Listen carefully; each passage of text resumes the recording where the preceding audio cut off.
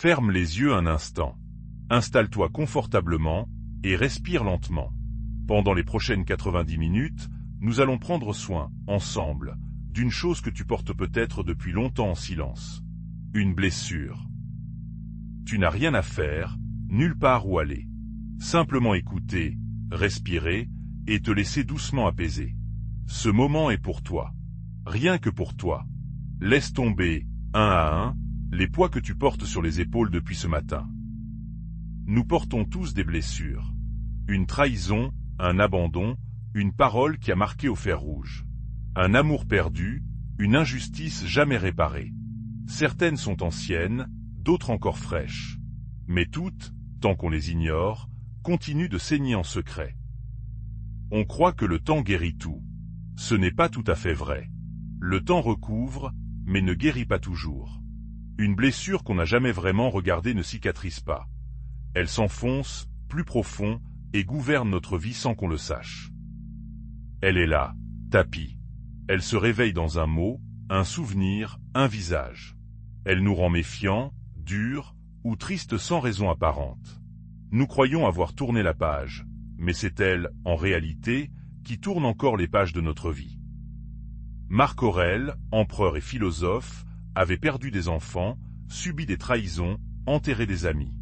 Il ne fut pas un homme épargné, mais un homme qui apprit à guérir. Et ce soir, sa sagesse, et celle des sages qui l'ont suivi, va t'accompagner. Car il existe un chemin. Non pour effacer ce qui est arrivé, cela, personne ne le peut. Mais pour cesser d'en souffrir. Pour transformer la plaie ouverte en cicatrice paisible.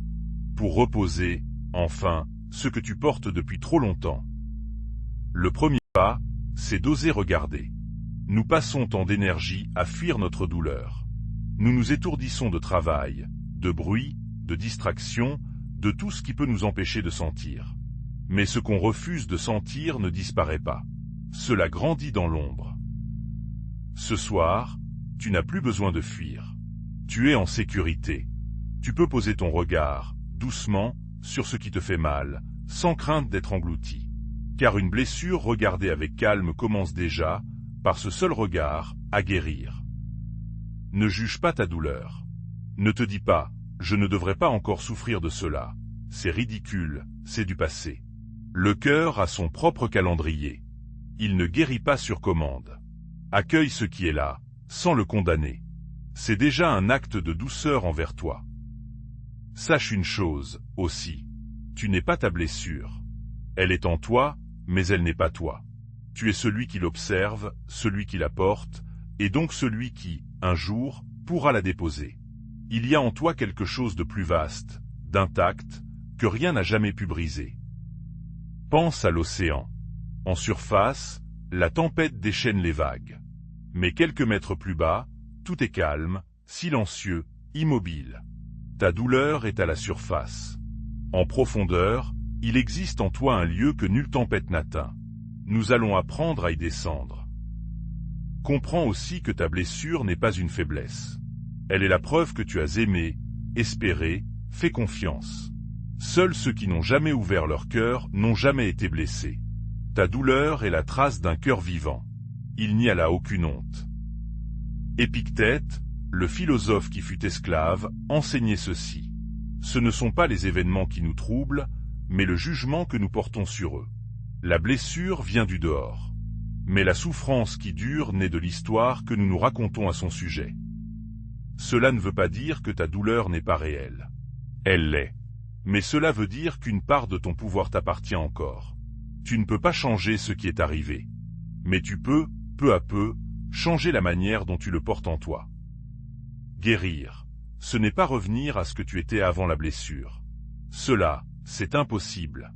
Guérir, c'est devenir quelqu'un de nouveau, qui a intégré la blessure, qui en a tiré une force, une profondeur, une compassion que l'innocence d'avant ne connaissait pas. Les Japonais réparent parfois les poteries brisées avec de l'or, soulignant la cassure au lieu de la cacher. L'objet réparé devient plus précieux que l'objet intact.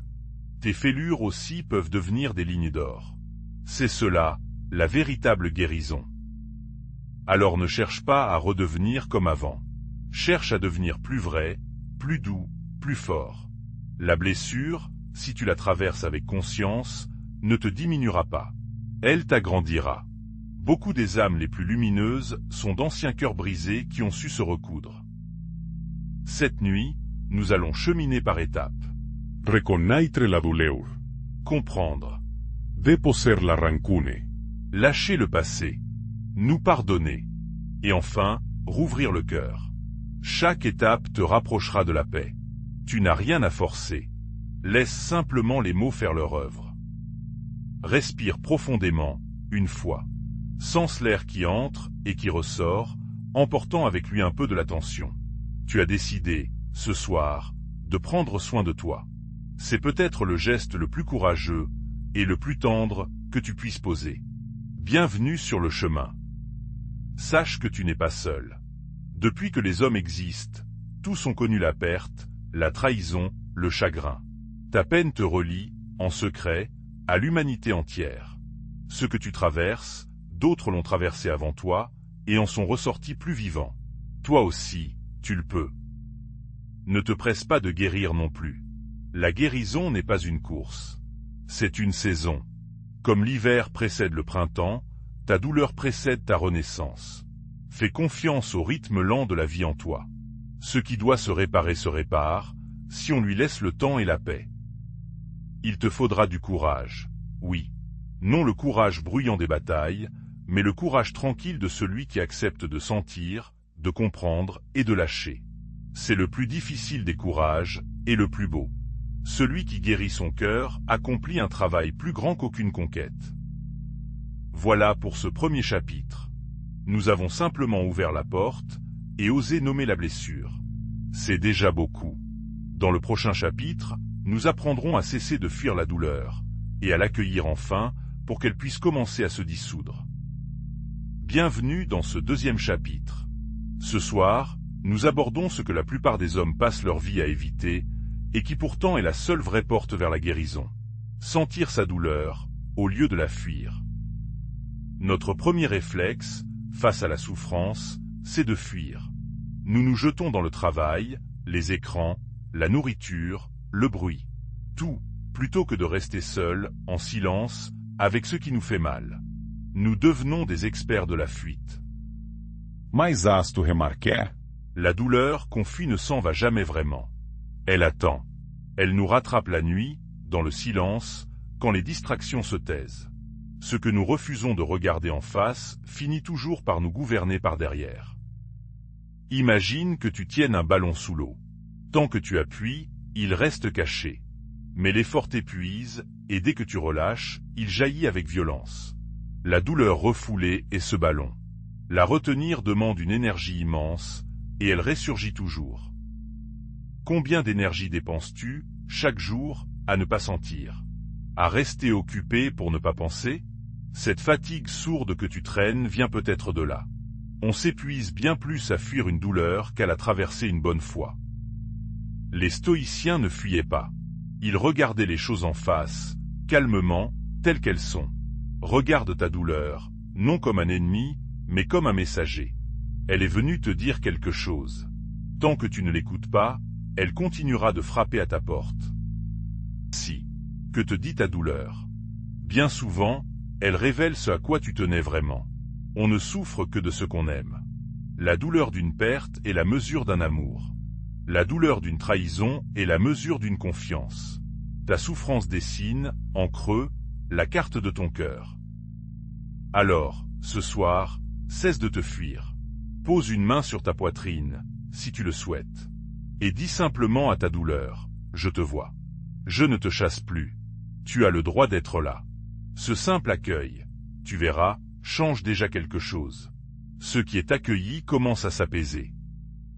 Il ne s'agit pas de te complaire dans la souffrance, ni de la nourrir. Il s'agit de la traverser. Sentir n'est pas se noyer. C'est comme une vague. Si tu la laisses monter, culminer, puis redescendre, sans lutter, elle finit toujours par se retirer, et te laisse plus léger. Les larmes, si elles viennent, laisse-les couler. Elles ne sont pas une faiblesse, mais un nettoyage. Le corps sait guérir ce que l'esprit refuse de lâcher. Pleurer ce qui doit être pleuré, c'est ouvrir la porte par où la peine, enfin, peut sortir. Sénèque écrivait à un ami en deuil. Il ne lui disait pas « cesse de pleurer ». Il lui disait « pleure, mais ne pleure pas sans fin. Donne à ta douleur ce qui lui est dû, puis relève-toi. La sagesse n'est pas de ne rien sentir. C'est de sentir pleinement, puis de savoir revenir à la vie. Il y a une différence entre la douleur et la souffrance. La douleur, c'est ce que la vie t'inflige. Elle est inévitable. La souffrance, c'est ce que tu ajoutes par tes ruminations, tes pourquoi sans fin, ton refus de ce qui est. La douleur, tu la subis. La souffrance, souvent, tu l'as choisie. Ce soir, nous allons apprendre à séparer les deux. À accueillir la douleur juste, celle qui fait partie d'avoir aimé et perdu. Et à déposer la souffrance ajoutée, celle qui vient de nos pensées en boucle et qui, elle, n'est pas une fatalité.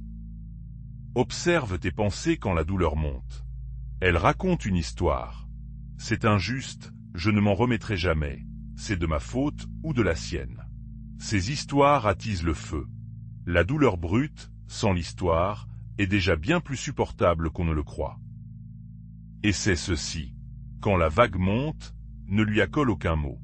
Ne pense pas, ressens seulement. Où est-ce, dans ton corps?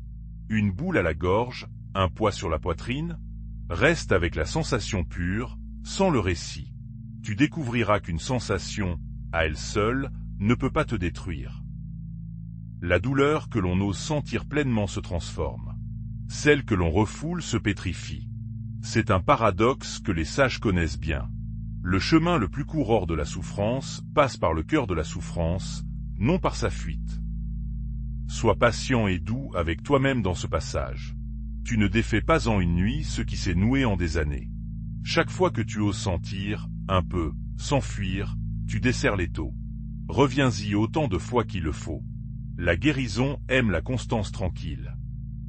Souviens-toi aussi de respirer. Le souffle est ton allié. Quand la peine te submerge, reviens à lui. Inspire lentement, expire plus lentement encore. Le souffle ancre le corps dans le présent, là où, en cet instant précis, tu es en réalité en sécurité. Tu remarqueras que la douleur, comme tout, va et vient par vagues. Elle n'est jamais constante. Il y a des accalmies. Apprends à les savourer, sans craindre le retour de la vague. Chaque vague qui passe et que tu as su traverser t'apprend que tu es plus solide que tu ne pensais. Et peu à peu, quelque chose d'inattendu se produit. En cessant de fuir ta douleur, tu cesses aussi d'en avoir peur. Et le jour où tu n'as plus peur de ta propre souffrance, plus rien, au fond, ne peut vraiment te faire plier. Tu deviens libre. Marc Aurèle se le répétait. Tu as le pouvoir sur ton esprit, non sur les événements du dehors. Tu ne choisis pas la blessure. Mais tu peux choisir de la traverser en conscience, plutôt que de la fuir en aveugle. Là est ta part de liberté, et elle est immense. Ne crains pas non plus de demander de l'aide. Traverser seul n'est pas une vertu. Une parole confiée à un ami, à un proche, à quelqu'un de bienveillant, allège déjà le fardeau de moitié. La blessure partagée devient plus légère. Nous sommes faits pour nous porter les uns les autres. Ce soir, tu as fait un pas immense. Tu as cessé, un instant, de fuir. Tu as osé rester avec ce qui fait mal, sans te détourner. C'est ainsi que commence toute vraie guérison. Non en effaçant la douleur, mais en osant, enfin, la regarder avec tendresse. Voilà pour ce deuxième chapitre. Respire lentament. Tu as appris à accueillir, plutôt qu'à fuir. Dans le prochain chapitre, nous nous pencherons sur ce poison silencieux qui empoisonne tant de cœurs blessés, et qui nous enchaîne à celui qui nous a fait mal. La rancune. Voici le troisième chapitre. Ce soir, nous regardons en face l'un des poisons les plus discrets et les plus destructeurs du cœur humain. Celui qui promet de nous protéger, et qui en réalité nous ronge lentement de l'intérieur. La rancune. Quand on nous blesse, la rancune s'installe comme une gardienne. Elle nous murmure, ne pardonne pas, souviens-toi, garde ta colère, c'est ta protection. Elle se déguise en dignité, en justice. Mais écoute bien ce qu'elle te coûte vraiment. Garder de la rancune, disait un sage, c'est boire du poison en espérant que l'autre en meure. Pendant que tu rumines, que tu revis l'offense, que tu nourris ta colère, celui qui t'a blessé dort tranquille. Il t'a peut-être même oublié. Le seul empoisonné, c'est toi. La rancune te lie à celui que tu voudrais fuir. Plus tu lui en veux, plus il occupe ton esprit, tes nuits, tes pensées. Tu crois te venger, mais tu lui offres, gratuitement, le loyer le plus cher qui soit. Une place permanente dans ta tête et dans ton cœur. Marc Aurèle l'avait compris. Combien de fois, écrivait-il, celui qui s'irrite d'un tort se punit-il plus lui-même que celui qui le lui a fait. La blessure originelle appartient au passé. Mais la rancune la ravive, chaque jour, et te refait mal de tes propres mains. Regarde ce que la rancune fait à un visage, à une âme. Elle durcit les traits, ferme le cœur, assombrit le regard. L'homme rancunier se croit fort, mais il vit dans une prison dont il tient lui-même les barreaux. Il attend des excuses qui, souvent, ne viendront jamais. Car voilà le piège. La rancune met ton bonheur entre les mains de celui qui t'a fait du mal. Tu attends qu'il reconnaisse, qu'il répare, qu'il regrette, pour enfin te libérer. Mais pourquoi lui donner ce pouvoir? Pourquoi ta paix devrait-elle dépendre de lui? Il existe un autre chemin, reprendre ta liberté sans attendre. Décider que ta paix ne dépendra plus de personne, ni de ses excuses, ni de sa punition. C'est cela, au fond, le premier sens du pardon. Non un cadeau que tu fais à l'autre, mais une chaîne que tu brises pour toi. Distingue bien la colère de la rancune. La colère est une flambée, brève, qui passe. Elle peut même être juste, un signal que quelque chose n'allait pas. La rancune, elle, c'est la colère qu'on entretient, qu'on refuse de laisser mourir. C'est un feu qu'on ranime exprès, et qui finit par tout brûler en soi. Demande-toi honnêtement, qu'est-ce que ma rancune m'a apporté de bon, jusqu'ici? T'a-t-elle rendu plus heureux, plus léger, plus libre? Ou t'a-t-elle simplement gardé prisonnier du pire jour de ta vie, année après année? La réponse, souvent, suffit à vouloir la déposer. La rancune se nourrit d'une illusion. Elle nous fait croire qu'en pardonnant, nous cautionnons le mal, nous disons que ce n'était pas grave. Mais c'est faux. Pardonner ne veut pas dire que c'était acceptable. Cela veut dire que tu refuses que ce mal continue de te détruire. Pense à la rancune comme à une braise que tu tiens serrée dans ta main pour la jeter sur un autre. Tant que tu la tiens, c'est ta main à toi qui brûle. Le seul moyen de cesser de te brûler, c'est d'ouvrir la main et de laisser tomber la braise. Épictète enseignait à ne jamais dire « cette personne m'a nui ». Dis plutôt « j'ai laissé le souvenir de cette personne me nuire ». Car dans le premier cas, tu es victime, impuissant. Dans le second, tu retrouves ton pouvoir. Ce qui te ronge n'est plus l'acte, mais ce que tu en fais aujourd'hui. Cela ne veut pas dire que ce qu'on t'a fait n'était pas grave. C'était peut-être terrible. Mais garder la rancune n'annule pas ce qui s'est passé. Cela ne fait qu'ajouter une seconde blessure à la première, infligée cette fois par toi-même, chaque jour renouvelée. Le ressentiment est un fardeau que tu portes en marchant vers l'avenir. À chaque pas, il te ralentit, te courbe l'échine, t'épuise. Imagine ce que serait ta vie si tu posais ce sac de pierre au bord du chemin, et si tu continuais, enfin, les mains et le cœur légers. Déposer la rancune n'est pas un acte unique, mais une décision à renouveler. Elle reviendra frapper, surtout au début. Un souvenir, un mot, et la voilà. Ce n'est pas un échec. Chaque fois, tu la reconnais, et tu choisis, encore, de ne pas la reprendre dans ta main. Peu à peu, elle revient moins souvent. Souviens-toi aussi que la personne qui t'a blessé souffrait, elle aussi, très probablement. On ne blesse pas depuis un cœur en paix. La dureté vient toujours d'une blessure. Cela n'excuse rien, mais cela éclaire. Et comprendre, nous le verrons bientôt, est le début de la libération. Certaines rancunes sont anciennes, tenaces, tissées à notre identité même. On a fini par se définir par elles. Je suis celui à qui on a fait cela. Lâcher, alors, fait presque peur, comme si on perdait une part de soi. Mais ce que tu perds n'est qu'une prison. Ce que tu gagnes, c'est toi-même, libre. Tu n'es pas obligé de te réconcilier avec la personne. Pardonner intérieurement et reprendre contact sont deux choses différentes. Tu peux déposer ta rancune tout en gardant tes distances. Le pardon guérit ton cœur. il ne t'oblige pas à rouvrir une porte dangereuse. Guéris d'abord, décide ensuite. Ce soir, choisis une rancune que tu portes. Une seule. Et imagine, juste imagine, ce que ce serait de la poser. Non de l'oublier, non d'excuser, mais de cesser de la porter. Sens, rien qu'à cette idée, un peu d'air entré dans ta poitrine. C'est la liberté qui frappe à ta porte. La rancune promet la justice, mais ne livre que la prison. Le pardon semble un renoncement, mais il offre la liberté. Entre les deux, à chaque instant, tu peux choisir. Et ce choix, personne, jamais, ne pourra te le retirer.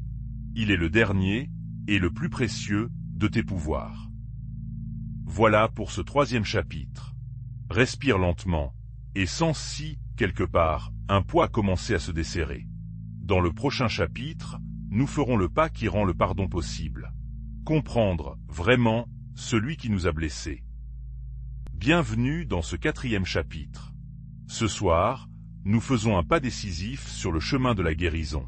Un pas difficile, mais qui, à lui seul, peut dissoudre une grande part de ta douleur. Chercher à comprendre celui qui t'a blessé. Comprendre n'est pas excuser. Retiens bien cela, car tout le chapitre repose dessus. On peut comprendre pourquoi une chose est arrivée, tout en sachant qu'elle était injuste. Comprendre ne rend pas le mal acceptable. Cela te rend, toi, un peu plus libre de sa prise. Marc Aurèle commençait chaque journée par cette préparation. Aujourd'hui, je rencontrerai des ingrats, des orgueilleux, des égoïstes. Ils sont ainsi parce qu'ils ignorent la différence entre le bien et le mal. Ils ne savent pas. Personne ne fait le mal en croyant faire le mal. C'est une vérité profonde des stoïciens. Nul n'est méchant volontairement. Celui qui t'a blessé agissait selon sa vision du monde, aussi étroite, aussi faussée soit-elle. Dans sa tête, à ce moment-là, il se justifiait. L'homme fait toujours ce qui lui semble bon, même quand il se trompe lourdement. Pense à celui qui t'a fait du mal. Non pour raviver la colère, mais pour l'observer avec les yeux d'un sage. D'où venait-il? Quelle peur, quelle blessure, quelle histoire le portait? Personne ne n'est cruel. La dureté s'apprend, souvent dans la souffrance. Les gens heureux, en paix avec eux-mêmes, ne font pas de mal aux autres. La violence, la trahison, la méchanceté viennent toujours d'un manque, d'une peur, d'une plaie non guérie. Celui qui t'a blessé te transmettait, peut-être, une douleur qu'on lui avait transmise avant. On dit que les gens blessés blessent les gens. La chaîne de la douleur se transmet ainsi, de génération en génération, de cœur en cœur, jusqu'à ce que quelqu'un, enfin, décide de l'arrêter. Et ce quelqu'un, ce soir, ce pourrait être toi. Comprendre cela change ton regard. L'autre n'est plus un monstre tout-puissant qui t'a choisi pour cible.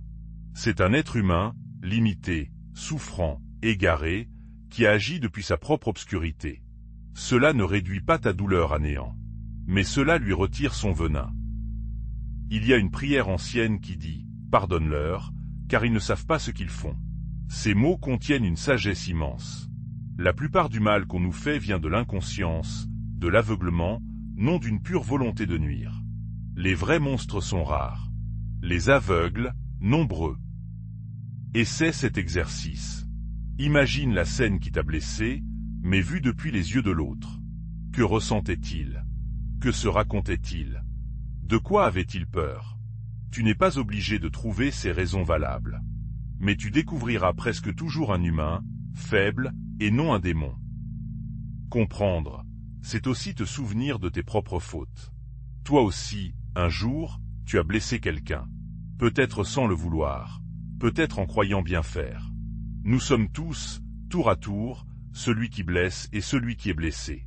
Cette humilité adoucit le cœur. Marc Aurèle se disait, quand un homme me fait du tort, je pense qu'il est mon parent, non par le sang, mais parce que nous partageons la même raison, la même fragilité humaine. Nous sommes les membres d'un même corps. M'irriter contre lui, c'est m'irriter contre une part de moi. Attention, comprendre ne veut pas dire te rendre vulnérable à nouveau. Tu peux comprendre quelqu'un et décider de ne plus jamais lui laisser la possibilité de te blesser. La compréhension libère ton cœur. La prudence protège ta vie. Les deux vont ensemble, sagement. Parfois, tu ne comprendras jamais pourquoi. Certaines blessures restent sans explication, sans excuse, sans réparation possible. Alors comprendre prend un autre visage. Comprendre que le monde contient de l'injustice et que tu n'es pas obligé de la résoudre pour t'en libérer. Car exiger de comprendre avant de guérir, c'est parfois attendre éternellement. Certaines choses n'ont pas de sens. La guérison, alors, consiste à accepter qu'il n'y aura pas de réponse et à choisir malgré tout d'avancer, sans laisser la question ouverte te retenir prisonnier à jamais. Comprendre te fait aussi cesser de te croire responsable. Tant de personnes blessées se demandent « Qu'ai-je fait pour mériter cela ?» Souvent, rien. Le mal de l'autre parlait de lui, pas de toi. Tu n'étais pas la cause de sa cruauté. Tu étais seulement là. Ne prends pas sur toi ce qui ne t'appartient pas. Il y a une grande paix à comprendre que l'on ne contrôle pas le cœur des autres. Tu ne peux pas les empêcher d'être ce qu'ils sont.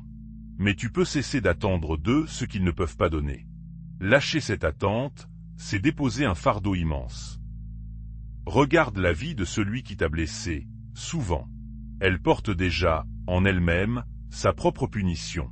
L'homme dur vit dans la dureté. Le menteur vit dans la peur d'être découvert. Le cruel vit sans amour véritable. Tu n'as pas besoin de te venger. Leur nature s'en charge, en silence. Comprendre, enfin, c'est reconnaître que tout être humain, même celui qui t'a fait du mal, cherchait à sa manière maladroite le bonheur, l'amour, la sécurité. Il s'y est mal pris, parfois terriblement. Mais au fond de sa confusion, il courait, comme toi, après la lumière. Ce soir, tu n'as rien à décider encore. Simplement, laisse ce regard nouveau s'installer. Vois l'autre non plus comme un bourreau tout-puissant, mais comme un humain égaré. Sens comme, à mesure que tu le comprends, il perd peu à peu le pouvoir qu'il avait sur ta paix. Voilà pour ce 4e chapitre. Respire lentament. Comprendre, tu l'as vu, c'est déjà à moitié se libérer. Dans le prochain chapitre, nous irons au cœur du chemin, vers le geste le plus libérateur qui soit, si souvent mal compris. Le pardon. Voici le 5e chapitre. Ce soir, nous abordons le cœur même de la guérison, le mot le plus mal compris de tous. Beaucoup le refusent parce qu'ils se trompent sur son sens. Découvrons ensemble ce qu'est, vraiment, le pardon. Pardonner ne veut pas dire oublier. Ta mémoire garde ce qui est arrivé, et c'est bien ainsi, car elle te protège. Pardonner, ce n'est pas effacer le souvenir. C'est en retirer le poison, pour qu'il ne te fasse plus mal chaque fois qu'il remonte. Pardonner ne veut pas dire non plus excuser. Ce qu'on t'a fait était peut-être injuste, grave, impardonnable même au regard des hommes. Pardonner ne change rien à la gravité de l'acte. Cela change seulement ce que cet acte continue de te faire, aujourd'hui, à l'intérieur. Pardonner ne veut pas dire se réconcilier. Tu peux pardonner à quelqu'un dans ton cœur, et ne plus jamais le revoir. Le pardon est un mouvement intérieur, qui ne dépend que de toi. La réconciliation, elle, demande d'être deux. Guéris ton cœur d'abord. Pour le reste, tu resteras libre de choisir. Alors qu'est-ce que le pardon, s'il n'est ni oubli, ni excuse, ni réconciliation? C'est ceci. La décision de cesser de laisser le passé empoisonner ton présent. C'est reprendre la clé de ta propre paix, que tu avais confiée à celui qui t'a blessé. Le pardon est un acte de liberté, avant tout. Le pardon n'est pas un cadeau que tu fais à l'autre. C'est un cadeau que tu te fais à toi-même. Tu ne pardonnes pas parce qu'il le mérite. Tu pardonnes parce que toi, tu mérites la paix. Tu mérites de ne plus porter ce poids. Tu mérites de vivre libre. Beaucoup refusent de pardonner, croyant que ce serait une victoire de l'autre. C'est l'inverse. Tant que tu gardes la rancune, l'autre gagne encore, car il occupe ton cœur. En pardonnant, tu reprends ce qu'il t'avait pris. Le pardon est ta vraie revanche. Marc Aurèle enseignait à ne pas se laisser assimiler à ceux qui nous blessent. Le plus beau, disait-il, est de ne pas leur ressembler. Répondre à la haine par la haine, c'est laisser l'autre te transformer à son image. Pardonner, c'est rester fidèle à ce que tu es de meilleur. Le pardon n'est pas non plus un événement unique. Ce n'est pas un interrupteur qu'on presse et tout est réglé. C'est un chemin. Certains jours tu croiras avoir pardonné, puis la douleur reviendra. Ce n'est pas un échec. Pardonne à nouveau. Le pardon se répète, jusqu'à devenir vrai. Ne te force pas à pardonner trop vite. Un pardon précipité, qui saute par-dessus la douleur sans la traverser, n'est qu'un vernis. Il craque au premier choc. Le vrai pardon vient après qu'on a reconnu la blessure, senti la peine, compris. Il est un fruit, non une injonction. Si tu n'es pas encore prêt, ce n'est pas grave. Le simple fait de vouloir pardonner un jour est déjà un début. Dis-toi seulement, je suis en chemin vers le pardon. Cette intention, comme une graine, travaillera en toi, en silence, même les jours où tu n'y penses pas. Il y a des blessures immenses, des choses que nul ne devrait avoir à pardonner. Si c'est ton cas, sois infiniment doux avec toi-même. Pardonner, là, ne veut pas dire que c'était pardonnable. Cela veut dire seulement que tu refuses de laisser le bourreau détruire aussi le reste de ta vie. Le pardon libère une énergie prisonnière. Toute cette force que tu dépensais à en vouloir, à te défendre, à revivre le tort, se libère d'un coup. Elle redevient disponible pour aimer, créer, vivre. Les gens qui pardonnent ne sont pas les plus faibles. Ce sont souvent les plus vivants. Essaie, ce soir, une chose simple. Pense à la personne, et dis intérieurement, je te rends ta part. Je ne porte plus ta faute à ta place. Je te laisse à ton chemin, et je reprends le mien. Sens, à ces mots, quelque chose se dénouer, doucement, dans ta poitrine. Le pardon, au fond, c'est renoncer à l'espoir d'un passé différent. C'est cesser de vouloir que ce qui a été n'ait pas été. Cette lutte-là est perdue d'avance, et elle t'épuise. Le jour où tu la déposes, une paix immense s'ouvre. Ce qui fut, fut. Et maintenant, tu es libre d'avancer. Voilà pour ce 5e chapitre. Respire Lentaiment. Tu comprends maintenant que le pardon n'est pas une faiblesse, mais la plus haute des libérations. Dans le prochain chapitre, nous apprendrons l'art délicat de lâcher le passé et de cesser de rejouer sans fin ce qui nous a fait mal. Bienvenue dans ce 6e chapitre. Ce soir, nous apprenons un art que peu maîtrisent et qui pourtant libère plus que tout autre. Cesser de vivre dans ce qui n'est plus. Lâcher le passé. Une grande part de notre souffrance ne vient pas de ce qui nous est arrivé, mais de notre refus de le laisser partir. Nous rejouons la scène encore et encore, comme un film qu'on ne peut arrêter. Et à chaque projection, la blessure se rouvre, intacte. Le passé n'existe plus. Réfléchis-y vraiment. Ce qui t'a blessé n'a plus aucune réalité, sinon dans ta pensée. La scène est finie depuis longtemps. Ce n'est plus l'événement qui te fait mal. C'est le souvenir que tu ranimes, aujourd'hui, dans le présent. Et cela, tu peux l'apprendre à déposer. Marc Aurèle écrivait, « Tu peux te défaire de bien des tourments, car ils n'existent que dans ton opinion. Le passé et l'avenir ne peuvent te toucher. Seul le présent te concerne, et il est toujours plus petit, plus supportable, que la montagne que ta mémoire reconstruit. Porteur le passé, c'est comme conduire en regardant sans cesse dans le rétroviseur. On avance, mais les yeux tournés en arrière. On ne voit plus la route, ni la beauté qui vient. Tôt ou tard, on se heurte à ce qu'on ne regardait pas. Il est temps de regarder devant. Lâcher ne veut pas dire nier ce qui s'est passé. Cela veut dire cesser de s'y accrocher. Imagine un barreau brûlant que tu tienes serré. Le lâcher ne fait pas disparaître le feu. Cela cesse simplement de te brûler la main. Ouvre les doigts. Laisse le passé retomber. Observe combien tu ressasses.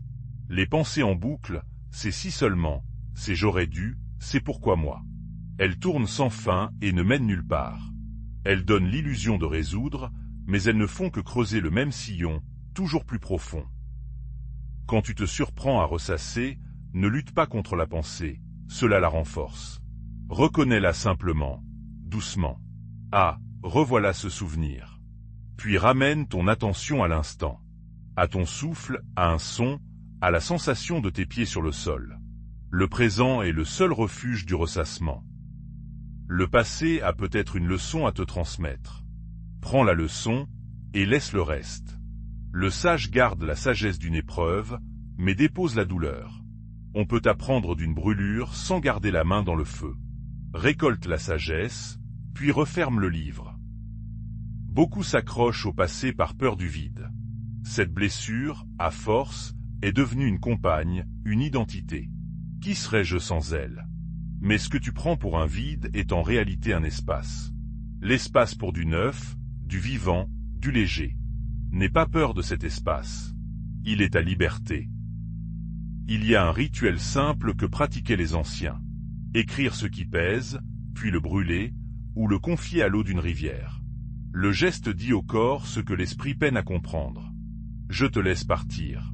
Parfois, un geste symbolique délie ce que 1000 pensées n'ont pas su défaire. Lâcher le passé, c'est aussi faire le deuil. Le deuil de ce qui a été perdu, mais aussi de ce qui aurait pu être. La vie rêvée, la relation espérée, la version des choses qui n'arrivera jamais. Pleure cela aussi. On ne peut lâcher pleinement que ce qu'on a d'abord pleuré.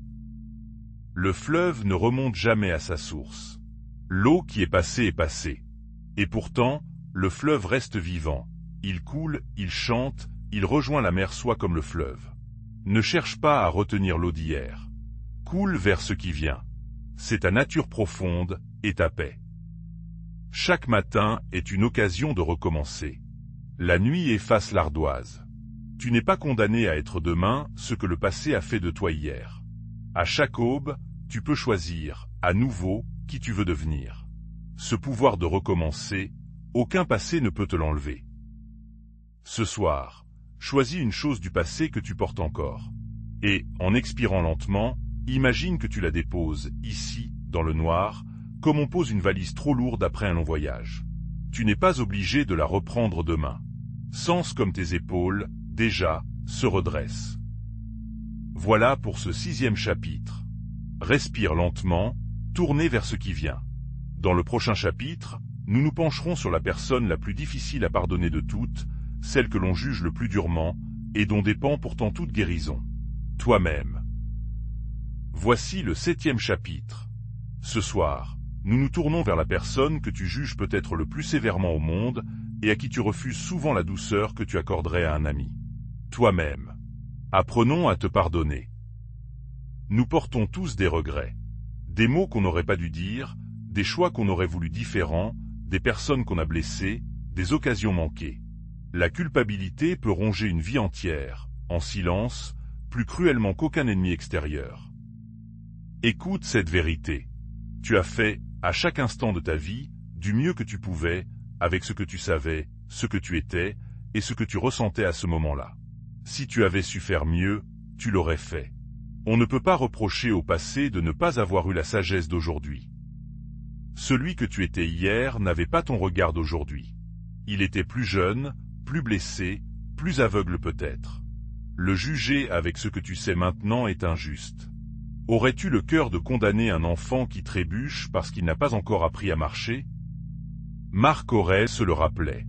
Quand tu te heurtes à l'imperfection d'autrui, reviens vite à toi, et demande-toi si tu ne commets pas des fautes semblables. Nous sommes tous faillibles.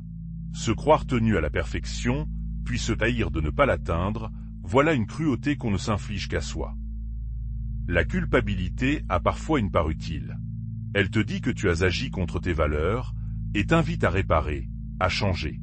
Écoute ce message, puis laisse-la partir.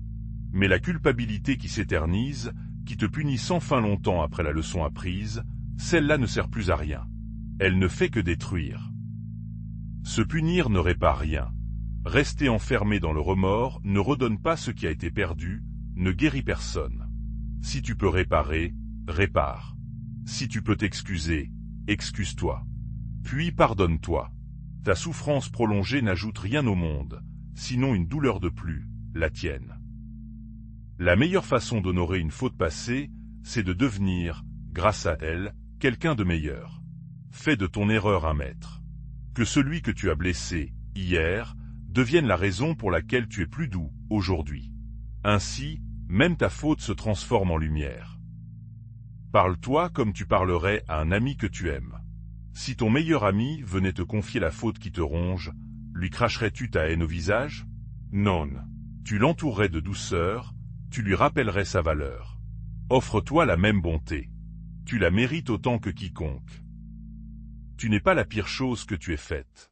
Un être humain est bien plus vaste que sa plus grande erreur. Un océan reste un océan, même traversé d'une tempête. Ne réduis pas toute ta vie, toute ton âme, à un seul instant que tu regrettes. Tu es infiniment plus que cela. Parfois, la personne que tu dois pardonner, c'est celui que tu étais quand tu t'es laissé blesser. Tu t'en veux d'avoir fait confiance, d'être resté, de n'avoir rien vu. Mais tu ne pouvais pas savoir. Two as aim, two as a spear. Ce n'est pas une faute. Pardonne à ce cœur qui a osé se donner. Se pardonner, c'est accepter d'être humain. Fais-les, imparfaits, en chemin. La perfection n'existe pas, et ce n'est pas elle qui rend digne d'amour. C'est justement dans nos failles que passe la lumière. Accueille ton humanité. Elle est ce que tu as de plus vrai et de plus précieux. Ce soir, pose une main sur ton cœur, si tu le veux, et dis-toi ces mots, doucement. Je me pardonne. J'ai fait de mon mieux. Je suis en chemin. Je mérite la paix. Répète-les jusqu'à ce qu'il cesse de sonner faux, jusqu'à ce que, quelque part, il commence à te réchauffer. Car tant que tu te feras la guerre à toi-même, aucune paix venue du dehors ne pourra t'atteindre. La réconciliation la plus importante de ta vie n'est pas avec les autres. Elle est avec toi. Fais la paix avec toi-même, et tu découvriras que le monde entier, soudain, devient plus doux. Voilà pour ce 7e chapitre. Respire lentement, avec un peu plus de douceur pour toi. Dans le prochain chapitre, nous verrons comment la blessure elle-même, si étrange que cela paraisse, peut devenir ton plus grand maître, et la source d'une force insoupçonnée. Bienvenue dans ce 8e chapitre. Ce soir, un renversement va s'opérer. Nous allons regarder ta blessure non plus seulement comme une source de douleur, mais comme ce qu'elle peut aussi devenir. Un maître. Une force. Le commencement d'une sagesse. Il existe un phénomène que les sages connaissent depuis toujours. La souffrance traversée avec conscience ne nous laisse pas plus petits, mais plus grands. Là où la vie nous a brisés, si nous savons nous recoudre, l'os ressoudé devient parfois plus solide qu'avant la fracture. Marc Aurèle écrivait « Ce qui fait obstacle à l'action fait avancer l'action. Ce qui se dresse en travers du chemin devient le chemin. Ta blessure est un obstacle. Mais entre tes mains, avec le temps, elle peut devenir une porte, un tremplin, une part de ta grandeur. Regarde autour de toi les âmes les plus profondes, les plus douces, les plus capables de comprendre les autres. Presque toujours, ce sont d'anciens cœurs brisés. La compassion ne naît pas dans le confort. Elle naît d'avoir souffert et d'en avoir tiré, non de l'amertume, mais de la tendresse. Ta blessure t'a enseigné des choses que le bonheur seul ne pouvait pas t'apprendre. Elle t'a montré ta force, celle que tu ignorais posséder. Elle t'a appris ce qui compte vraiment. Elle t'a rendu capable de reconnaître, chez un autre, la douleur que tu as toi-même connue. Demande-toi, avec honnêteté, qui suis-je devenu grâce à ce que j'ai traversé? Peut-être plus lucide, plus fort, plus humble, plus reconnaissant des jours calmes. La blessure a coûté cher, c'est vrai, mais elle t'a aussi façonné. Rien de ce que tu as souffert n'est totalement perdu. L'or ne se révèle que dans le feu. Le diamant naît de la pression écrasante. Et la profondeur d'une âme ne se révèle que dans l'épreuve. Ceux qui n'ont jamais rien traversé restent souvent en surface. Toi, la vie t'a mené en profondeur. C'est un lieu douloureux, mais c'est là que vivent les trésors. Cela ne veut pas dire qu'il fallait souffrir, ni que ta blessure était un cadeau. Ne tombe pas dans ce piège. La douleur n'est pas un bien en soi. Mais puisqu'elle est arrivée, tu peux refuser qu'elle soit inutile. Tu peux en extraire un sens, une force. C'est ta manière de la vaincre. Il y a une différence entre la victime et le survivant. La victime dit « Cela m'a détruit ». Le survivant dit « Cela a essayé de me détruire, et voici ce que j'en ai fait ». Les mêmes événements, deux récits. Et c'est le récit, non l'événement, qui décide de la suite de ta vie. Pense à la perle. Elle naît d'une blessure. Un grain de sable s'introduit dans l'huître, l'irrite, la blesse. Et pour se protéger, l'huître recouvre la douleur de nacre, couche après couche, jusqu'à créer un joyau. Ta blessure, elle aussi, peut se transformer, lentement, en perle. Un jour, tu regarderas en arrière, et tu verras que ce qui te semblait la fin du monde n'était qu'un tournant. Que de cette terre retournée, douloureusement, une vie plus vraie a pu germer. On ne le voit jamais pendant la tempête. Mais fais confiance. Le sens se révèle après, toujours. Ta cicatrice n'est pas une chose à cacher avec honte. C'est la preuve que tu as survécu, que tu es plus fort que ce qui a voulu te briser. Un jour, tu la porteras non comme une marque de faiblesse, mais comme le témoignage silencieux de tout ce que tu as traversé et vaincu.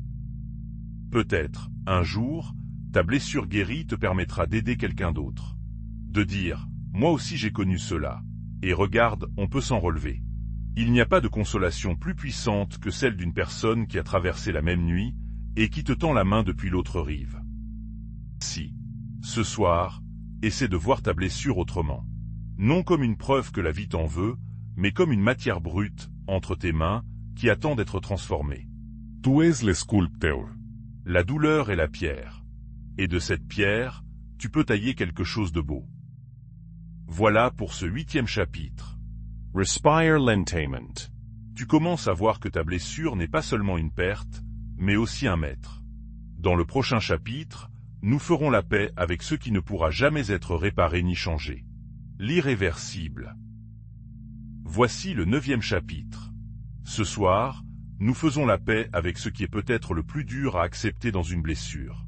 Le fait que certaines choses ne pourront jamais être réparées, ni changées, ni reprises. L'irréversible. Il y a des pertes définitives. Un être qui ne reviendra pas. Un temps qu'on ne peut remonter. Des mots qu'on ne peut reprendre. Face à cela, une part de nous se révolte, refuse, veut que ce soit autrement. Et cette révolte, aussi humaine soit-elle, nous déchire sans rien changer. Si. Les stoïciens distinguaient 2 catégories. Ce qui dépend de nous, et ce qui n'en dépend pas. Le passé n'en dépend plus. Il est fixé, gravé, hors d'atteinte. Se battre contre lui, c'est se battre contre le granit. On n'y gagne que des mains en sang, et un cœur épuisé. Accepter n'est pas approuver. Ce n'est pas dire que c'est bien, ni juste. C'est simplement cesser de lutter contre une réalité qui, de toute façon, ne changera pas. C'est poser les armes dans une guerre perdue d'avance, pour économiser tes forces pour les batailles que tu peux encore gagner. Marc Aurèle comparait celui qui refuse le réel à un homme qui se plaint que le figuier donne des figues. Les choses sont ce qu'elles sont. Vouloir que le passé n'ait pas eu lieu, c'est vouloir que le feu ne brûle pas, que l'eau ne mouille pas. Cette lutte-là ne peut qu'échouer. Il y a une phrase simple, presque magique, qui apaise. C'est ainsi. Non pas c'est bien, mais c'est ainsi. Cela s'est passé. C'est réel. Je ne peux pas le défaire. Répéter avec calme, cette acceptation ne t'affaiblit pas. Elle te rend au contraire ta force, en cessant de la gaspiller. Le refus du réel est une seconde flèche. La première flèche, c'est l'événement, la perte. Elle fait mal, inévitablement. Mais la seconde flèche, c'est notre refus, notre pourquoi, notre ce n'est pas juste. Et cette seconde flèche, c'est nous qui nous la décochons. Nous pouvons cesser de tirer. Accepter l'irréversible, c'est aussi renoncer aux excuses qui ne viendront pas, aux réparations impossibles, aux fins que tu aurais voulu. Beaucoup attendent, des années, que l'autre reconnaisse, répare, revienne.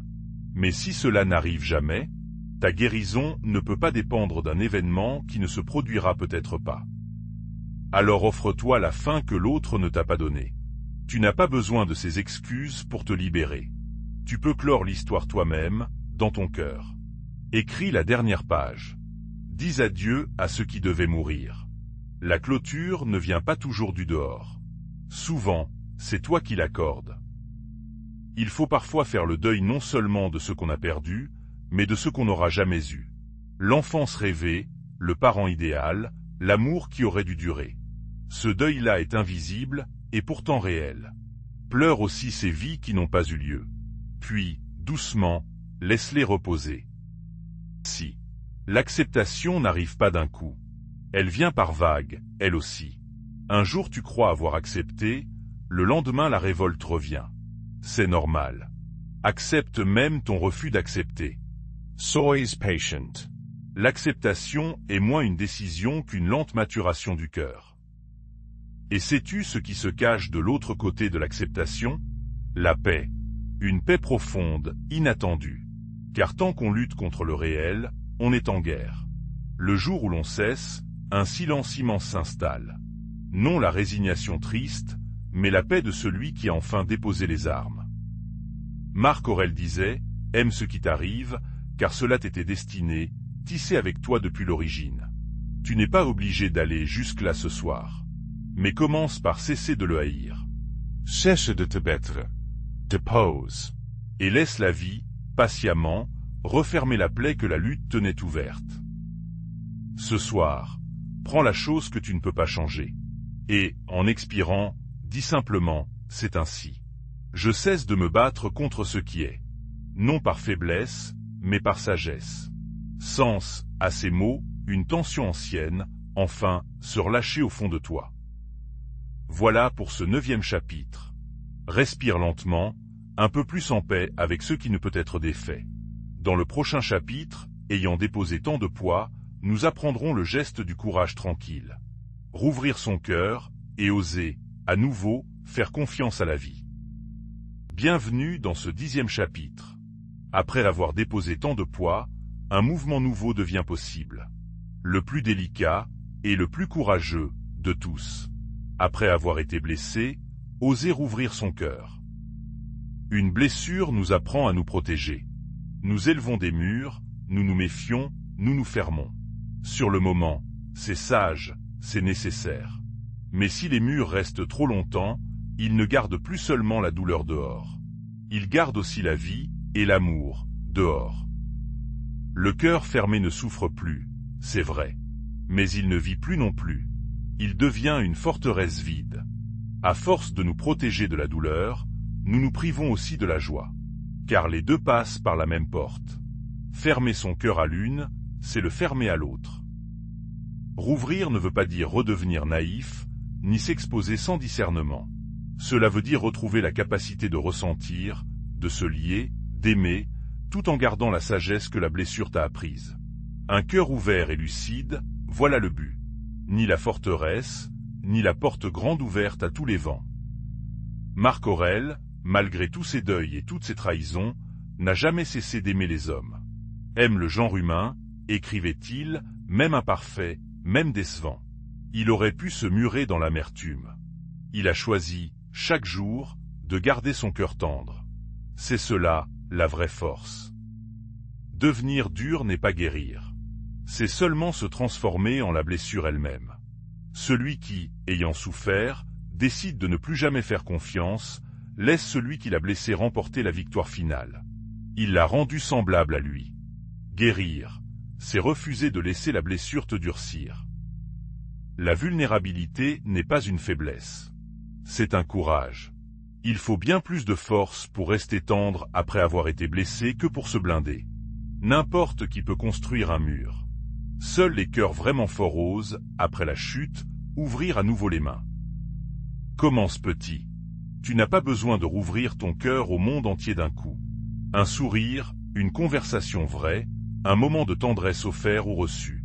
Chaque petite ouverture, sans catastrophe, réapprend à ton cœur qu'il peut s'ouvrir sans mourir. La confiance se rebâtit un pas à la fois. Entoure-toi de personnes sûres. Rouvrir son cœur ne veut pas dire le donner à n'importe qui. Choisis, pour tes premiers pas, ceux qui ont fait la preuve de leur bienveillance. On ne réapprend pas à marcher sur un terrain miné, mais sur un sol tendre et sûr. Sois sage dans le choix de tes appuis. Sache aussi que t'ouvrir à nouveau ne garantit pas de ne plus jamais souffrir. Aimer, c'est toujours prendre un risque. Mais la question n'est pas d'éviter toute douleur future. C'est de choisir une vie pleine et vivante, avec ses risques, plutôt qu'une survie fermée et sans saveur. Pense à ce que serait ta vie dans 10 ans si tu gardais ton cœur verrouillé. La sécurité, oui, mais aussi la solitude, la froideur, le regret. Puis imagine-la si tu osais, prudemment, réaimer. La vie veut passer par toi.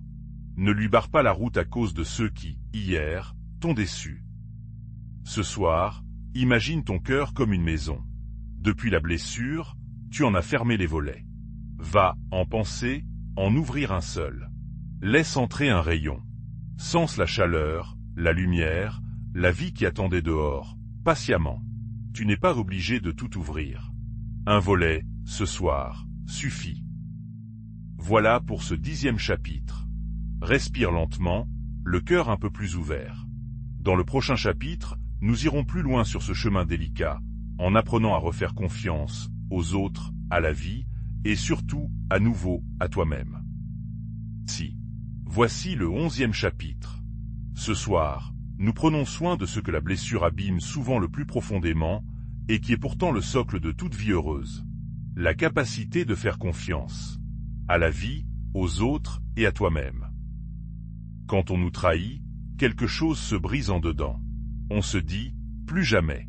On generalize. Puisque celui-là m'a menti, tout le monde ment. Puisqu'on m'a abandonné, tout le monde finit par partir. La blessure d'un seul devient la condamnation de tous.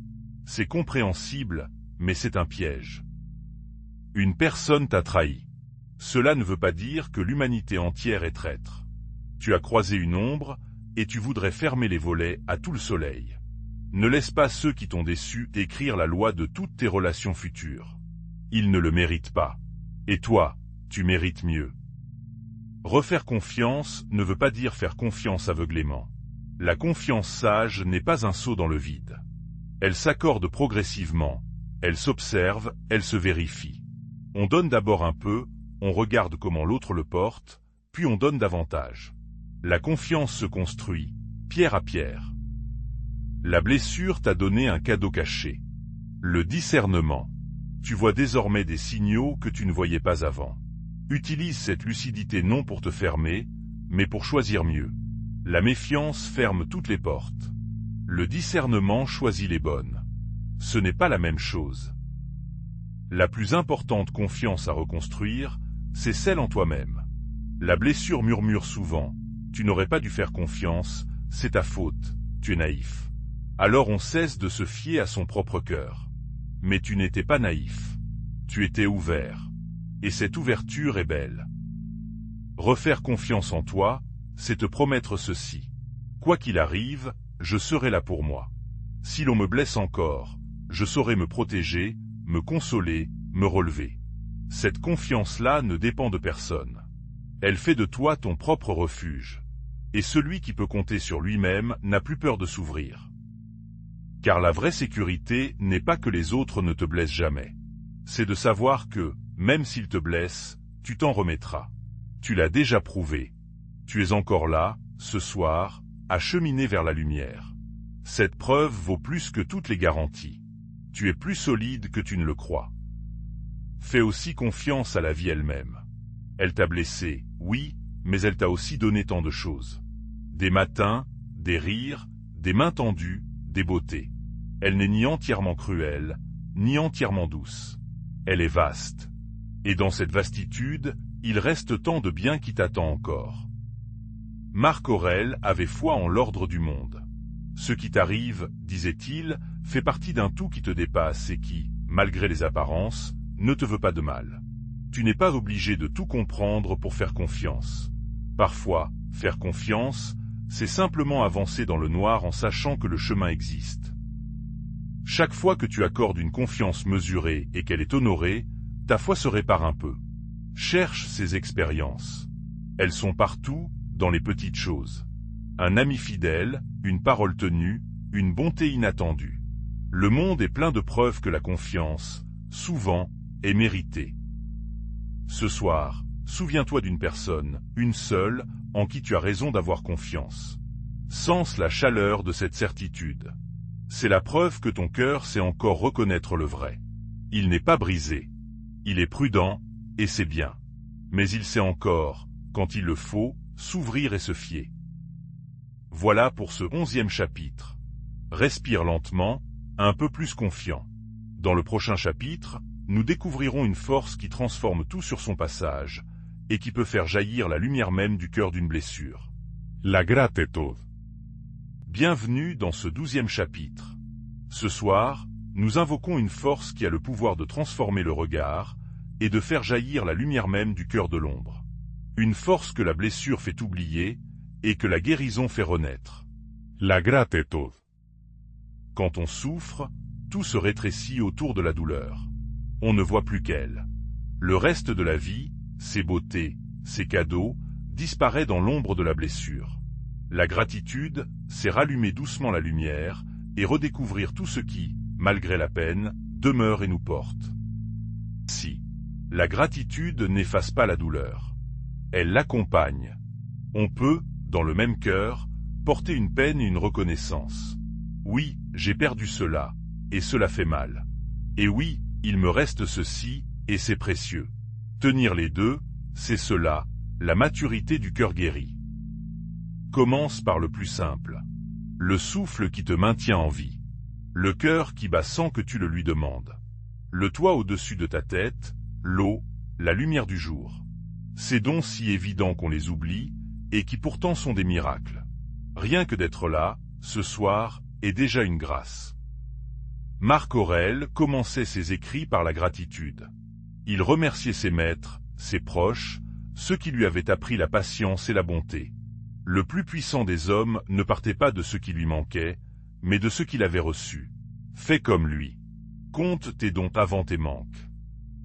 Étrangement, la blessure elle-même peut devenir source de gratitude. Non pour la douleur, mais pour ce qu'elle t'a révélé. La force que tu ignorais. Les vrais amis qui sont restés. La profondeur que tu as gagnée. Un jour, tu pourras peut-être dire, cela m'a coûté cher, mais cela m'a aussi rendu plus vrai. Si la gratitude est le remède à l'amertume. On ne peut pas, dans le même instant, remercier pour ce qu'on a et se lamenter sur ce qu'on a perdu. Choisis, à chaque instant, où poser ton regard. Sur la porte fermée, ou sur celle qui reste ouverte. Ce choix dessine, jour après jour, ton bonheur. Pense à ceux qui t'ont aidé, dans ta peine. Une main tendue, une parole douce, une présence silencieuse. Même au cœur des pires épreuves, il y a eu de la lumière, des anges discrets. Souviens-toi d'eux, et laisse la reconnaissance réchauffer ton cœur là où la trahison l'avait glacé. La gratitude soigne aussi la mémoire. Une vie n'est pas faite que de la blessure qui t'obsède. Elle est pleine de moments beaux, de rires, de tendresse, que la douleur t'a fait oublier. Repars à leur recherche. Ils sont là, intacts, comme des trésors enfouis, qui n'attendent que ton regard. Chaque soir, avant de dormir, nomme 3 choses pour lesquelles tu peux dire merci. Même les jours sombres en contiennent. Ce petit rituel, répété, réoriente doucement l'âme, de la plainte vers la reconnaissance, du manque vers l'abondance. C'est une médecine lente, mais infaillible. Il y a une gratitude plus haute encore. Celle d'avoir aimé, même si cela s'est mal fini. D'avoir osé, même si tu es tombé. D'avoir vécu pleinement, plutôt que de t'être protégé de tout. La douleur que tu portes est la preuve que tu n'as pas traversé la vie en spectateur. Sois aussi, reconnaissant. Ce soir, laisse monter la gratitude comme une chaleur. Pour ta vie, malgré ses blessures. Pour ta force, révélée par elle. Pour ce chemin que tu parcours en ce moment même, vers la paix.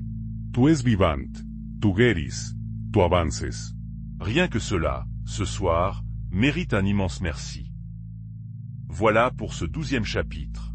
Respire lentement, le cœur plus reconnaissant.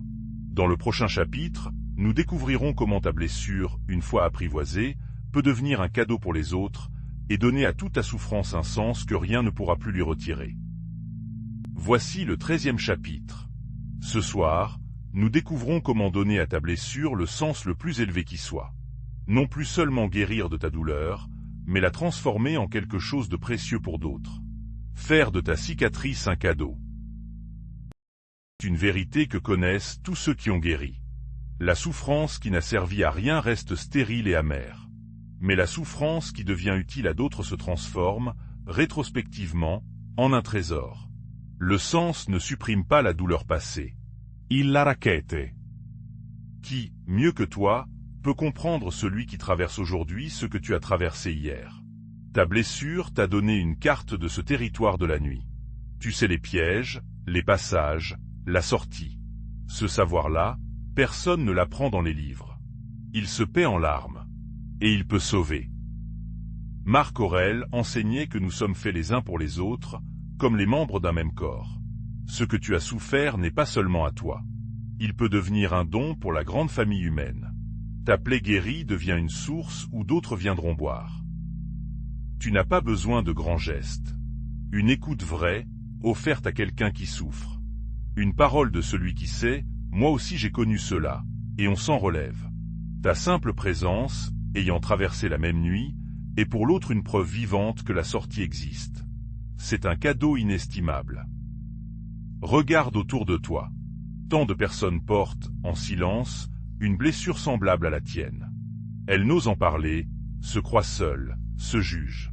Ta manière de vivre ta guérison, ouvertement, dignement, leur dit sans un mot, tu n'es pas seul, et ce n'est pas une honte. Tu deviens une lumière. Aider n'est pas seulement généreux. C'est aussi profondément guérissant pour toi. En tendant la main à un autre blessé, tu donnes un sens à ta propre épreuve. Tu cesses d'être seulement la victime d'une histoire, pour en devenir le témoin, le guide, le survivant qui éclaire. La douleur, alors, se renverse en mission. La chaîne de la douleur, souviens-toi, se transmet de blessé en blessé. Mais il existe une autre chaîne, celle de la guérison. Chaque personne que tu aides à se relever aidera, à son tour, quelqu'un d'autre. Ainsi, ta blessure, transformée, se propage désormais non plus en mal, mais en bien, à l'infini.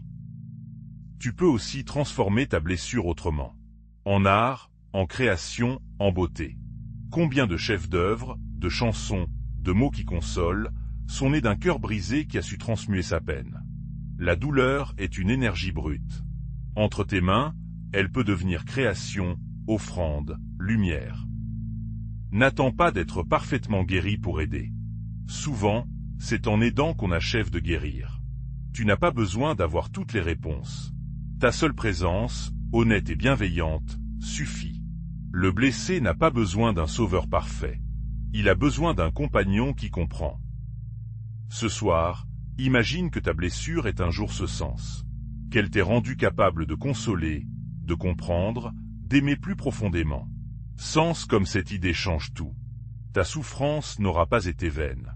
Elle aura été le prix d'une sagesse et d'une tendresse que tu peux maintenant offrir.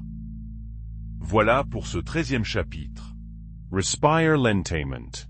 Ta blessure, tu le vois, peut devenir une source de vie pour d'autres. Dans le prochain chapitre, nous reviendrons au seul lieu où la guérison se vit vraiment, et où la paix t'attend, patiemment. L'instant présent. Bienvenue dans ce 14e chapitre. Ce soir, nous revenons au seul lieu où la guérison se vit réellement, où la paix devient possible, où la vie t'attend. Non le passé qui te blesse, ni l'avenir qui t'inquiète. L'instant présent. La blessure vit dans deux temps qui n'existent pas. Le passé, où elle a eu lieu, et qui n'est plus. Et l'avenir, où l'on craint qu'elle se répète, et qui n'est pas encore. Entre les deux, il y a un lieu où la blessure n'a aucune prise. Le maintenant. Et ce maintenant, il est toujours à ta portée. Marc Aurèle écrivait que nul ne perd jamais d'autre vie que celle qu'il vit en ce moment, ni n'en vit d'autre que celle qu'il perd. Le passé et l'avenir ne peuvent te toucher. Tu ne peux souffrir qu'au présent. Et le présent, regardé de près, est presque toujours plus supportable que nos pensées ne le disent. Fais l'expérience, maintenant. En cet instant précis, ici, dans le calme, es-tu réellement en danger? Ton corps est posé, tu respires, tu es en sécurité. La douleur que tu ressens vient d'un souvenir ou d'une peur, non de l'instant lui-même. Le présent, presque toujours, est un lieu paisible.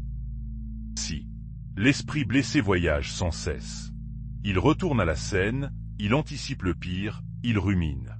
Le ramener au présent, c'est le ramener chez lui, en sécurité. Ton souffle est une ancre. Chaque fois que tu reviens à lui, tu quittes le pays de la souffrance pour celui, plus doux, de l'instant.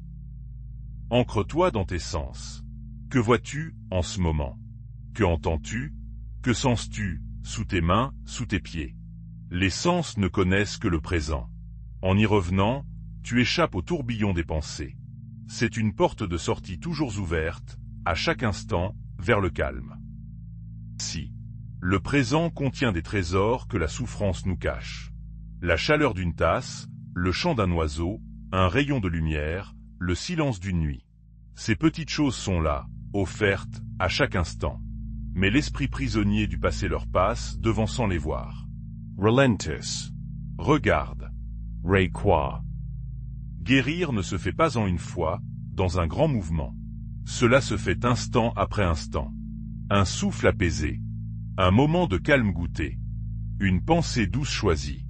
La guérison est faite de milliers de petits présents vécus en paix. Ne cherche pas le grand jour. Prends soin de cette minute-ci.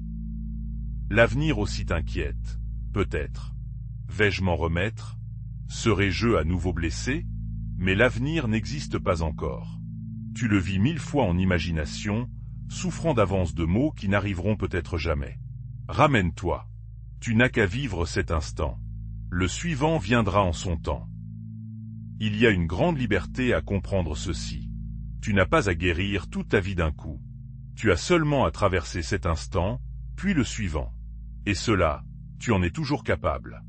Un instant à la fois, la nuit la plus longue finit par céder à l'aube. Sois seulement présent au pas que tu poses. Si, ce soir, pose tout.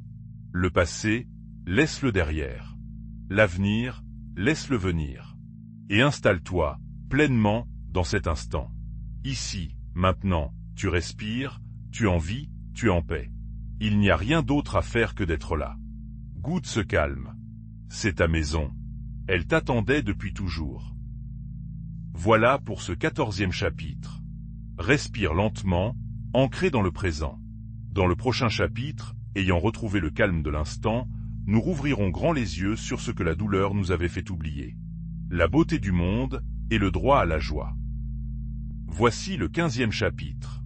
Ce soir, nous accomplissons un pas que beaucoup de cœurs blessés redoutent en secret. Après tant de peine, s'autoriser à nouveau la beauté, la légèreté et le droit d'être heureux. Se rouvrir à la joie. Il existe une culpabilité étrange chez ceux qui ont souffert. Comme si être heureux était une trahison de la douleur, ou de ce qu'on a perdu. On se punit du droit de rire. Mais écoute. Rester malheureux n'honore personne, ne répare rien. Ta joie retrouvée n'insulte pas ta peine. Elle la couronne. Te souviens-tu de la dernière fois que tu as ri aux éclats, sans retenue? La douleur nous fait oublier cette légèreté, comme si elle appartenait à une autre vie. Mais elle est toujours là, en toi, endormie. Elle n'attend qu'un signe de ta part pour se réveiller. Autorícela. Tu as le droit. La beauté est un remède que la nature offre gratuitement. Un coucher de soleil, un ciel étoilé, la lumière dans les arbres, le visage d'un enfant. Quand tu contemples la beauté, la douleur, un instant, se tait. Cherche-la, chaque jour. Elle est partout, pour qui a réappris à la voir. Marc Aurèle s'émerveillait des plus humbles choses. La croûte du pain qui se fend, les épis qui se courbent, la grâce des êtres. Malgré les guerres et les deuils, il gardait cette capacité d'émerveillement. C'est elle qui l'a sauvé de l'amertume. Réapprends, toi aussi, à t'émerveiller. La joie n'est pas l'absence de blessures. C'est la capacité de goûter la vie, avec ses cicatrices. Un cœur guéri n'est pas un cœur qui n'a jamais souffert. C'est un cœur qui, ayant souffert, choisit malgré tout de s'ouvrir à la beauté. Cette joie-là est plus profonde, plus vraie, que l'insouciance d'avant. Reprends les petits plaisirs que la peine t'avait fait déserter. Une musique aimée, une promenade, un bon repas, le contact d'un être cher. Ces petites joies ne sont pas futiles. Elles sont les fils avec lesquels on retisse, patiemment, le goût de vivre. Renoue-les, un à un. Si. Ceux qui ont frôlé la perte savent mieux que quiconque le prix d'un jour ordinaire. La douleur t'a peut-être donné ce cadeau amer, une lucidité nouvelle sur la valeur de la vie. Alors ne gâche pas ce que tu as appris. Vis plus intensément, aime plus fort, savoure plus profondément. C'est ta victoire. La joie est aussi un acte de courage, et même de rébellion. Face à tout ce qui a voulu t'écraser, choisir de rire, de danser, de vivre, c'est dire « tu ne m'auras pas ». Chaque moment de joie que tu t'accordes est une victoire sur ce qui t'a blessé. Sois heureux, non malgré ta blessure, mais pour la vaincre. Ne crains pas que la joie te fasse oublier. On peut se souvenir avec tendresse et vivre avec légèreté. Le souvenir de ce qu'on a aimé ne demande pas des larmes éternelles, mais une vie pleinement vécue en son honneur.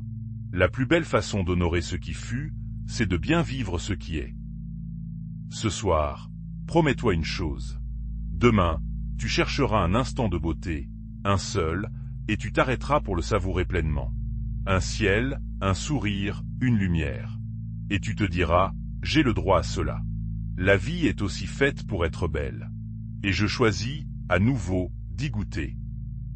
Voilà pour ce 15e chapitre. Respire lentement, le cœur un peu plus léger, un peu plus ouvert à la beauté. Dans le prochain chapitre, nous ferons la paix avec le temps, ce grand guérisseur, en apprenant la patience douce de ceux qui se laissent lentement réparer. Bienvenue dans ce 16e chapitre. Ce soir, nous faisons la paix avec un allié qu'on croit souvent un ennemi, et sans lequel aucune blessure ne se referme. Le temps, et la vertu douce qu'il exige de nous. La patience. Nous voudrions guérir vite. Nous nous impatientons de souffrir encore. Nous nous reprochons de ne pas être déjà remis. Mais le cœur ne guérit pas sur commande. Il a son rythme, lent, mystérieux, semblable à celui des saisons. Le pressé ne fait que rouvrir la plaie. Laisse-lui le temps qu'il lui faut. On dit souvent que le temps guérit. Ce n'est pas tout à fait le temps seul. C'est ce que tu fais du temps. Le temps, accompagné de conscience, de douceur, de travail intérieur, guérit. Le temps seul, avec le refoulement, ne fait qu'anesthésier. Mais avec ce que tu apprends ce soir, le temps deviendra ton meilleur médecin.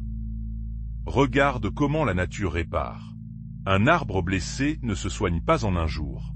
Lentement, saison après saison, il recouvre sa plaie d'écorce nouvelle et pousse autour d'elle. Il ne se presse pas. Il fait confiance à la vie qui, en lui, œuvre en silence. Sois patient, à sa manière. La guérison n'est pas une ligne droite. Il y aura des jours de mieux, puis des rechutes. Un souvenir, une date, une odeur, et la douleur revient, intacte. Ne t'en désespère pas. Ce n'est pas un retour à la case départ. C'est une vague, dans un océan qui, globalement, s'apaise. Le fond, lui, guérit. Marc Aurèle observait le flux constant de toute chose. Tout passe, tout se transforme, sans cesse. Ta douleur d'aujourd'hui n'est pas celle d'il y a un an, ni celle que tu porteras demain. Elle évolue, elle s'allège, même quand tu ne le sens pas. Rien, dans l'univers, ne reste jamais figé. Ta peine non plus. Sois patient, mais non passif. Attendre les bras croisés que le temps fasse tout, c'est laisser la plaie s'infecter. La vraie patience est active. Elle prend soin, jour après jour, doucement, sans forcer. Comme un jardinier qui ne tire pas sur la plante pour la faire pousser, mais l'arrose et fait confiance. Célèbre les petits progrès. Un jour où tu as moins pensé à la blessure. Un rire venu spontanément. Une nuit paisible. Ce sont les signes discrets de la guérison en marche. Ne les néglige pas au profit du chemin qui reste.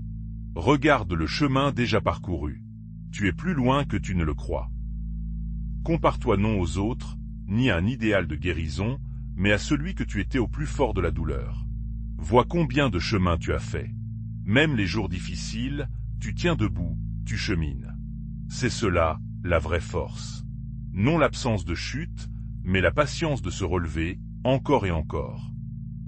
Il viendra un jour, sans que tu saches lequel, où tu réaliseras que la douleur a changé de nature. Qu'elle n'est plus une plaie ouverte, mais une cicatrice paisible. Que tu peux penser à ce qui fut sans que ton cœur se serre. Ce jour arrive, discret, pour tous ceux qui persévèrent. Il arrivera pour toi. Ce soir, fais la paix avec le temps. Cesse de te demander, quand est-ce que ce sera fini? Dis plutôt, je me donne le temps qu'il me faudra, sans me juger. Cette douceur envers toi-même, ce lâcher-prise sur le rythme, est peut-être ce qui, paradoxalement, hâtera le plus ta guérison. Voilà pour ce 16e chapitre. Respire lentement, réconcilié avec le temps qui répare. Dans le prochain chapitre, nous goûterons enfin le fruit de tout ce chemin, ce lieu de calme profond que rien ne peut troubler. La serenité retrouvée. Voici le 17e chapitre. Ce soir, nous goûtons le fruit de tout ce long chemin. Ce lieu de calme profond, au fond de toi, que ni la blessure ni le monde ne peuvent plus atteindre. La serenité retrouvée. Souviens-toi d'où tu viens. Au début de ce chemin, tu portais une blessure qui saignait en silence. Tu as osé la regarder. Tu as cessé de fuir. Tu as déposé la rancune, compris, pardonné, lâché le passé. Tu te es pardonné. Regarde le chemin. Tu n'es plus le même. Tu as guéri, en marchant. La sérénité n'est pas l'absence de toute douleur. C'est une paix qui demeure même quand la douleur passe. C'est le calme des profondeurs, sous les vagues de surface. Tu peux être triste, parfois, et serein au fond. Les deux coexistent. La sérénité est le sol stable sous les humeurs changeantes. Marc Aurèle appelait ce lieu la citadelle intérieure. Les hommes, disait-il, cherchent des retraites, à la campagne, à la mer. Mais tu peux, à tout instant, te retirer en toi-même. Nulle part on ne trouve de refuge plus paisible que dans sa propre âme apaisée. Cette citadelle, désormais, est la tienne. Cette paix, personne ne peut te la prendre. On peut enlever bien des choses, mais pas le calme que tu as conquis en toi. Il ne dépend plus des circonstances, ni des autres, ni du passé. Il est à toi, gagné par ton propre travail. C'est le trésor le plus sûr qu'un être humain puisse posséder. Tu as appris que ce ne sont pas les événements qui te détruisent, mais ce que tu en fais. Que le pardon libère celui qui pardonne. Que le présent est un refuge. Que le temps répare. Ces vérités, désormais, vivent en toi. Elles seront tes gardiennes, à chaque nouvelle épreuve de la vie. La sérénité ne veut pas dire que tu n'aimeras plus, donc que tu ne pourras plus être blessé. Aimer, c'est toujours risqué. Mais tu sais maintenant que, même blessé à nouveau, tu sauras te relever. Cette confiance profonde en ta capacité de guérir, voilà ce qui te rend, désormais, vraiment libre. Sois comme le rocher contre lequel les vagues se brisent. La tempête gronde, la mer s'acharne, mais lui reste immobile, et bientôt la mer épuisée s'apaise autour de lui. Les épreuves reviendront, c'est la vie. Mais tu as trouvé, en toi, ce rocher paisible que rien ne peut renverser. Si cette sérénité déborde, aussi, sur les autres. Un cœur en paix apaise ceux qui l'approchent. Tu ne transmets plus ta douleur, comme au temps de ta blessure, mais ta paix. Guéri, tu deviens, pour ton entourage, une présence calme, une source de force. Ta guérison rayonne bien au-delà de toi. Reviens dans cette citadelle chaque fois que la vie t'agite. Il te suffit d'un souffle, d'un instant de silence, pour y descendre. Ferme les yeux, respire, et retrouve ce calme profond. Il est toujours là, patient, fidèle. C'est ta vraie demeure, désormais. Et sa porte ne se referme jamais. Ce soir, savoure cette paix que tu as conquise de haute lutte. Sens-la, dans ta poitrine, comme une eau calme, comme une lumière douce. Tu l'as gagnée. Elle est à toi. Après la longue nuit, tu es arrivé sur une rive tranquille. Repose-toi ici. Tu es enfin chez toi, en toi. Voilà pour ce 17e chapitre. Respire lentement, dans la paix retrouvée. Dans le prochain chapitre, nous reprendrons le pouvoir que la blessure t'avait pris, pour cesser, une bonne fois, d'être la victime de ton histoire, et en devenir enfin l'auteur. Bienvenue dans ce 18e chapitre. Ce soir, avant de refermer notre chemin, nous accomplissons un dernier acte de libération, décisif. Reprendre le pouvoir que la blessure t'avait dérobé, et cesser, pour de bon, d'être une victime. Être blessé, tu ne l'as pas choisi. Cela t'est arrivé. Sur le moment, tu as été, réellement, une victime. Il n'y a là aucune honte. Mais rester une victime, des années après, quand l'événement est passé, cela, en revanche, dépend en partie de toi. Et c'est là qu'est ta liberté. Il y a une différence immense entre subir une blessure et s'identifier à elle. Tant que tu dis « je suis celui à qui on a fait cela », tu restes prisonnier de l'événement. Il devient ton identité, ta prison.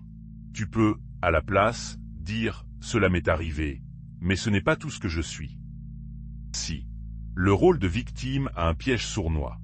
Il apporte parfois de la douceur, de l'attention, une excuse pour ne pas avancer.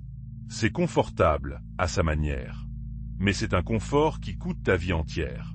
Sortir de ce rôle, c'est renoncer à la pitié pour gagner, à la place, la puissance.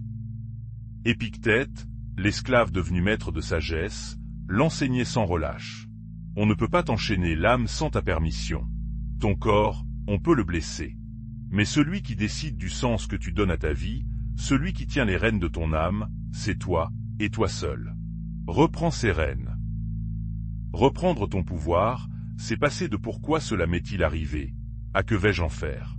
La première question te maintient tourné vers le passé, impuissant. La seconde te tourne vers l'avenir, acteur. Le même événement, mais dans un cas tu subis, dans l'autre tu crées.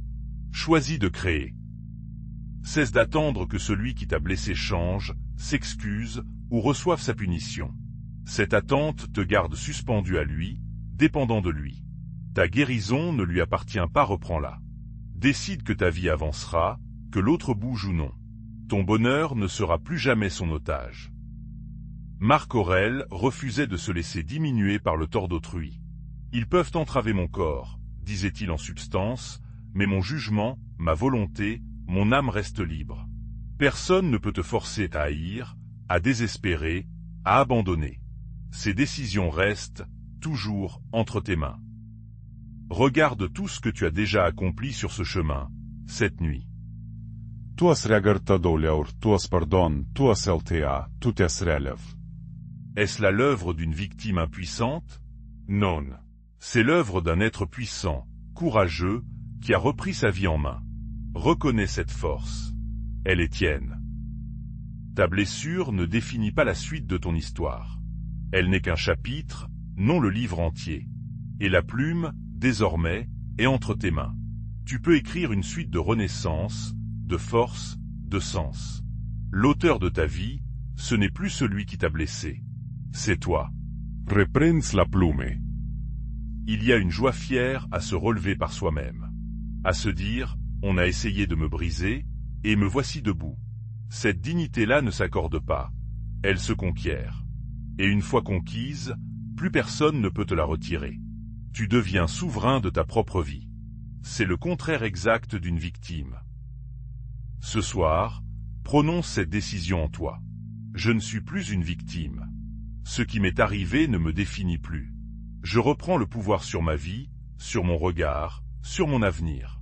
Sens, à ces mots, quelque chose se redressait en toi, une colonne intérieure, longtemps courbée, qui enfin se relève. Voilà pour ce 18e chapitre. Respire lentement, souverain de ta propre vie. Il nous reste maintenant à refermer, ensemble, ce long chemin. Dans le dernier chapitre, nous repartirons, le cœur allégé, portant ta cicatrice non plus comme une blessure, mais comme une force et une lumière. Voici le dernier chapitre. Ce soir, nous refermons ensemble ce long chemin de guérison.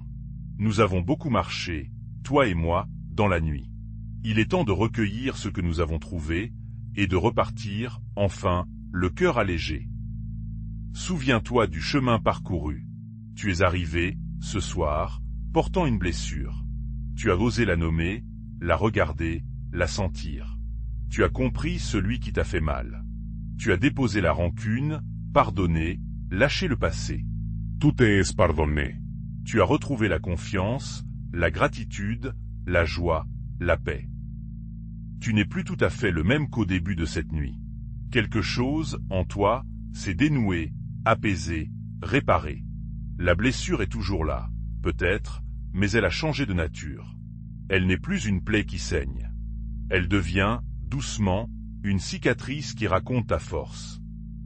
Rappelle-toi le kintsugi, cet art de réparer les poteries brisées avec de l'or. L'objet réparé devient plus beau, plus précieux que l'objet intact. Tes fêlures, comblées par tout ce travail intérieur, sont devenues des lignes d'or. Ta blessure ne t'a pas diminué. Elle t'a rendu unique et profond. Tu portes désormais en toi tout ce que cette nuit t'a appris.